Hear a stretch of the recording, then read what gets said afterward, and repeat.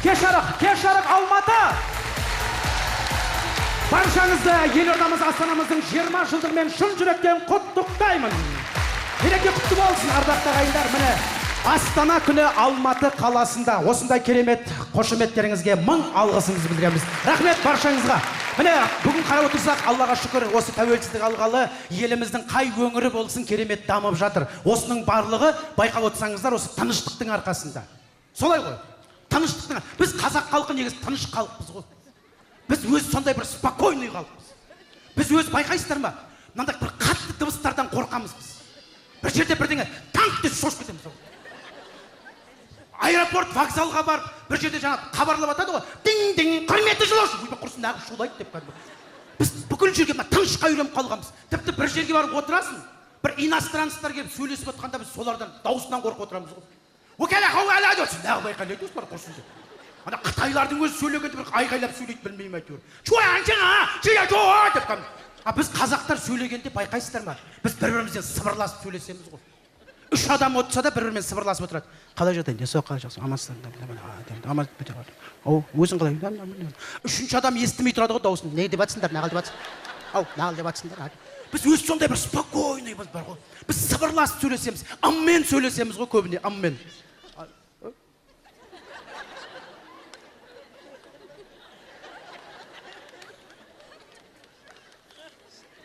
Неге дейсіздер? Өйткені біздің мына кішкентайымыздағы тәрбиемізге байланысты екен. Мен сіздерге айтып берейін. Неге біз қазақ тыныш сөйлейміз? Біз мына бала өмірге келеді. Бала 1 жастан асады.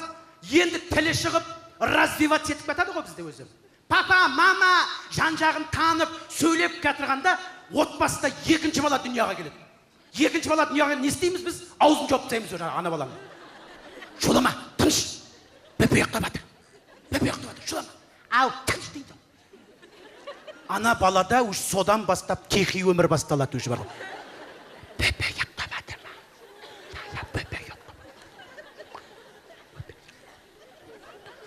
Өші содан бастап үйдің ішінде ақырын жүреді өзімен өзі. Бөпе оянып кетпесе болды оған главный. Бізге қазақта бала ұйықтап атса болды, қалған не волнует. Ана бала развивать ету керек қой. Анау тілі шығып кетер еді ғой деген жоқ. Ол өзімен өз, өзінің әлемі өзінде.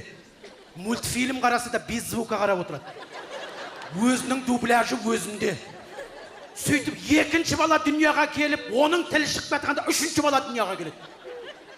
Ол жаңа екеуі дос бір-бірімен сыбырласып отырады. Бөпе ұйықтап жатыр. Ойыншықтардың өзі пластмассовый дыбыс шықпайтын келен жаңа. Сөйтіп 4-ші келеді, 5-ші келеді, 6-ші келеді. Үйдің ең кенжесі, от соған повезло. Сол сөйлейді, сол ойнайды, сол ән айтады, сол билейді, қалған 6-ауы соған қарап отырады. Шапалақ ұрып, байғұстарда тіл жоқ, не қылсын енді жаңағы. Сол ән айтса соған мәз болады, сол билесе соған мәз болады. Өз сондаймызда. А кенже балдар вообще мықты. Ата-ананың өзі де айтып қояды, кенже баланың қолында тұрамыз дейді. Білет өздері, соның кішкене развитый екен. Жоқ, шынымен сондай да. Ал үлкендер жақ өздері сондай спокойный болып кетті. Көбіне айтып жатады, мына үйдің үлкені ғой, өз сондай салмақты дейді. Ол вообще сөйлемеген ғой өмірі. Сөйлейтін жер жоқ ода. Үйде сөйлемей шығады, үйленгеннен кейін сөйлей алмай кететін ағаларымыз бар.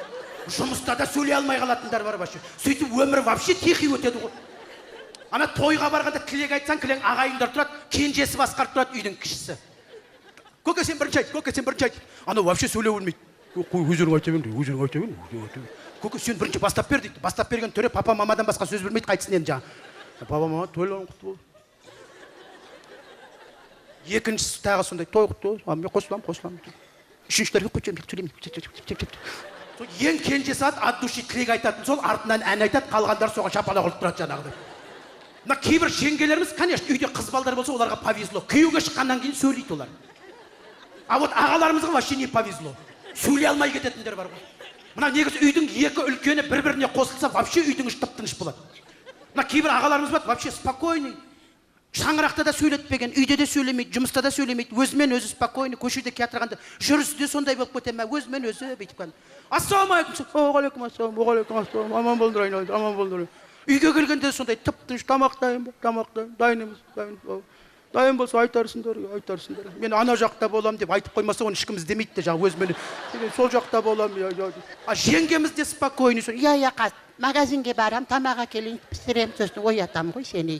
Ана жақтан баласы да шығып кетеді. Папа, мама, тамақ дайын ба? Үйдің кенжелері қосылса, екі кенже. Вообще үйдің іші у-шу болып жатады. Қалай жатсыз, қалай жаспай? Инанман жақсы қатамақ сен содан. Ана үйде тыныштық болмайды. Шуңган болып тұрады. Ана кейбір жеңгелеріміз бар. Ой, үйленгеннен кейін тілі шыққанда вообще мощный ғой. Мына қазақ айтады ғой, үйленген кеше мына әйел адамдарды көбіне жыланға салыстырып жатыр. Мен таңғалатын, неге жыланға салыстырады деп. Басында айтатын су жылан, одан кейін оқ жылан, одан кейін кобра деп жатады. Мен соны түсінбеймін, неге сөйтсем, оказывается, әйел адамның уы болады екен, оказывается. Мен ер азаматтар сіздерге айтайын, оказывается, біз байқамайды екенбіз. Олар тістемейді, шымшымайды, ештеңе істемейді. Мына демалады ғой. Сөйлегенде саған деп аузынан дем шығады ғой. Сол бізге мұрын арқылы кіріп, денемізге ақырын тарайды екен, оказывается.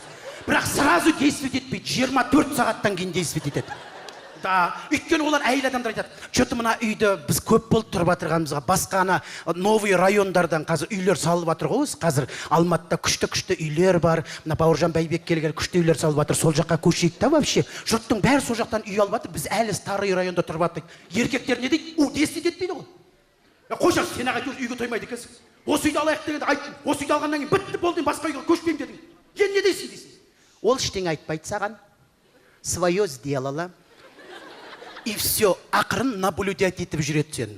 Сен таңертең ұйқыдан тұрасың, жұмысқа барасың, жұмыстан келесің, уже 24 сағат өтті, ана действовать ете бастайды уже.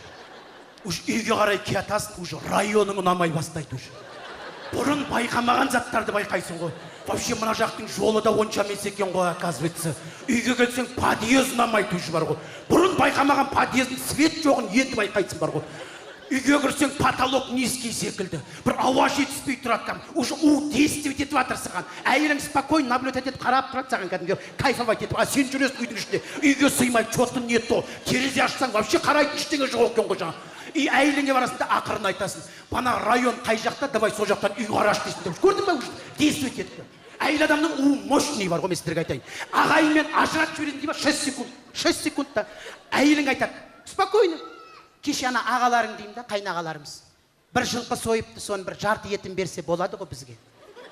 Біз осы постоянно соларға көмектесіп жатамыз, бір жылқы сойғанда берсе болады ғой, мен бір аяғым болса да. Сен айтасың, ашсың ба? Сойып жатыр ғой, нағыл дейсің оны жұрттың малында. 24 сағат өтеді, уже туыстарың жек көре бастайсың бар ғой. Уже ағаңды вообще жек көре бастайсың ішінен бар ғой. Мен постоянно көмектесем, неге маған көмектеспейді деп. Әйеліңнің уыңның до того мықтылығы ағаңның кішкентайында ренжіткен есіңе түсіріп береді бар ғой. Мықты деймін. Кейбір ағаларымыз бар, оларға действовать етпейді. Әйелі дейін десе, ағамыздың өзінің аузынан перегары деп тұрады жаңағы. Ол уже анти-у ол бар. Ол вообще действовать етпейді. Байқайсыздар ма, еркектер ішіп жүргенде әйелдер вообще ештеңе айтпайды ғой. Өші екінші күні сауыққан кезде бар, деп улап тұзайтындар бар. Жалпы енді әйел адамдар енді жалпы жақсы ғой, қазақтың әйелдері барлығы бірдей емес, аман болыңыздар, осы алматылық жеңгелер. Қазақтың әйелдері әрқашан күйеулерін жоғары ұстайды, өздерін бір сат төмен ұстайды, өздерін бүйтіп жоғары ұстап қояды да, өздері астынан командовать етіп отырады. Біз оны да байқамайды екенбіз. Мына көбіне айтады, мына шаңыраққа келін түскенде байқасаңыздар, білесіздер ме? Мына келін мен өзінің мына атасы екеуі әрқашан шаңырақта бір-бірін жақсы түсінеді. Папасы постоянно келін жақтап жүреді. Не дейсіңдер, ол келінде не жұмыстарың бар деп. Әйелі бірдеңе айтады, нең бар әй, өзіңде қызың бар ғой, біреуде келін болып отыр деп. Келін де папасын жақсы көреді. Папа шай ішесіз ба? Папа көйлегіңізді жуып берейін ба деп. Бір жаққа шығып бара жатса, келін отырды ма машинаға деп сұрақ қояды. Сонда мамаларымыз, мен нағыз демейсің, осы келініңізді жүреді. Ой, сені қайдан іздеймін, бадам бері аузын жауылмай сөйлеп отырсың қасымда деп жаңағы. Сонда көрдің бе, келін мен атасының арасында түсініспеушілік өте күшті болады. Неге екенін білесіздер ме? Өйткені екеуі де бір адамнан зардап шегіп отырған адамдар.